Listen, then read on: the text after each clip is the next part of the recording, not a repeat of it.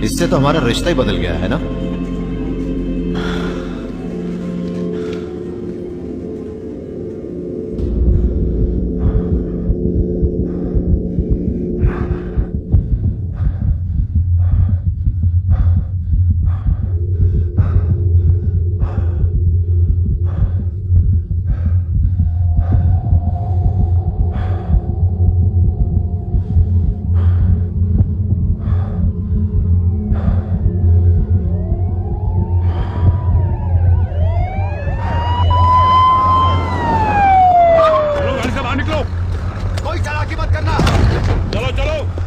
मैंने तुम्हें कहा था कुछ पंगा नहीं खड़ा करना।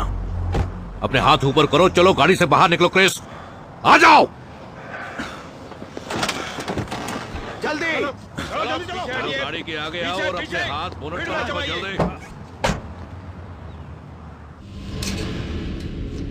तुम मेरी सलाह मानो तो इस ऑफर के बारे में जरा गंभीरता से सोचो।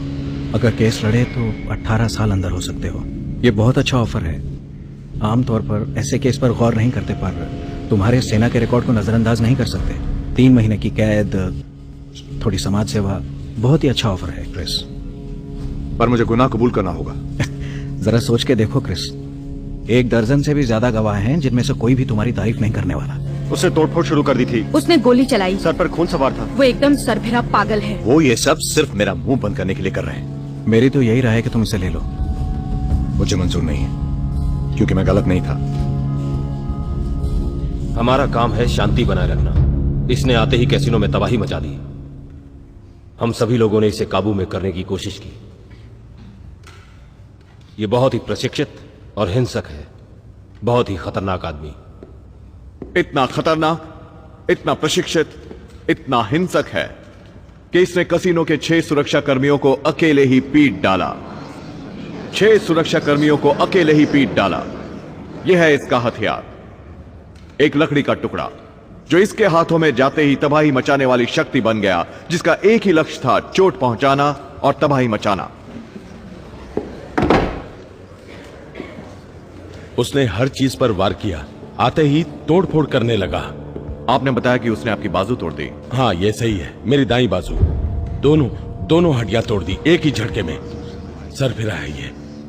हमारे वहाँ लोग अक्सर पीकर हल्ला करते हैं, हमारे वहाँ की लड़कियों को छेड़ते भी हैं, पर ऐसा तो पहले कभी नहीं हुआ। क्या इसने आप लोगों को अपना बचाव करने की कोई चेतावनी वगैरह दी थी?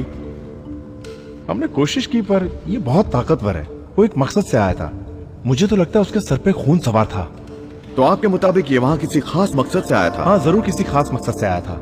मैं वो मशीनें खाली कर रहा था, जब ये आदमी आया वो सब कुछ तोड़ने लगा। मैं निकलने की कोशिश कर रही ये थी। एक आतंक है, बहुत खतरनाक है। सैनिक प्रशिक्षण। वो एक सरफिरे की तरह पेश आ रहा था। उससे भी कहीं ज्यादा। पता नहीं कब क्या कर बैठे। मैं डर गई थी। ये हमें मारने आया। यकीन से कह सकते हैं? जी हाँ, बिल्कुल। और कोई सवाल नहीं मिला। मिस्टर क्रू, आप अपने मुवक्किल का केस पेश कर सकते हैं। कोई जरूरत नहीं।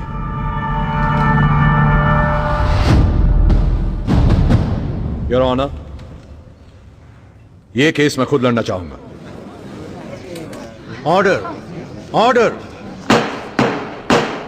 मिस्टर वॉन्ग, अगर आप खुद अपना केस नहीं लड़ते और किसी वकील की मदद नहीं लेते हैं तो फिर आपको सरकारी फैसले पर उंगली उठाने का कोई हक नहीं रहेगा।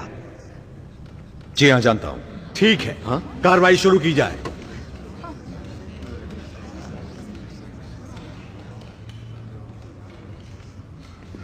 मेरे बारे में जो कहा गया मुझे उसे इनकार नहीं है। इसका मतलब है कि आप अपना गुनाह कबूल कर रहे हैं। मैंने कोई गुनाह नहीं किया।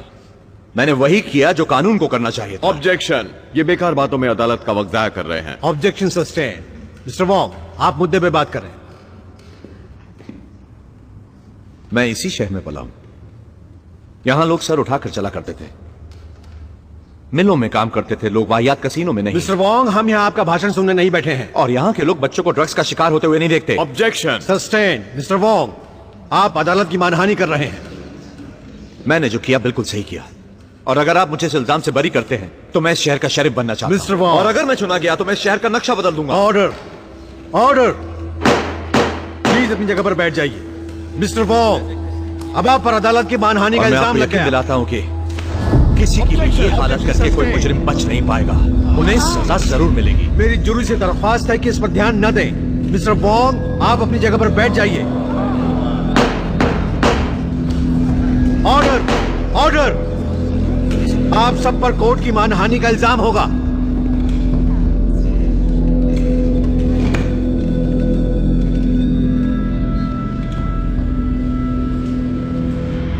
मिस्टर फॉरमैन, क्या जूरी ने अपना फैसला कर लिया?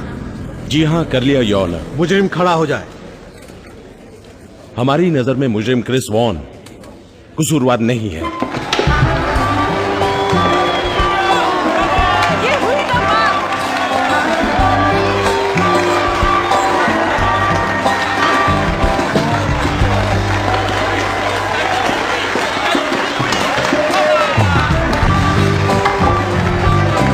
ये मेरा है।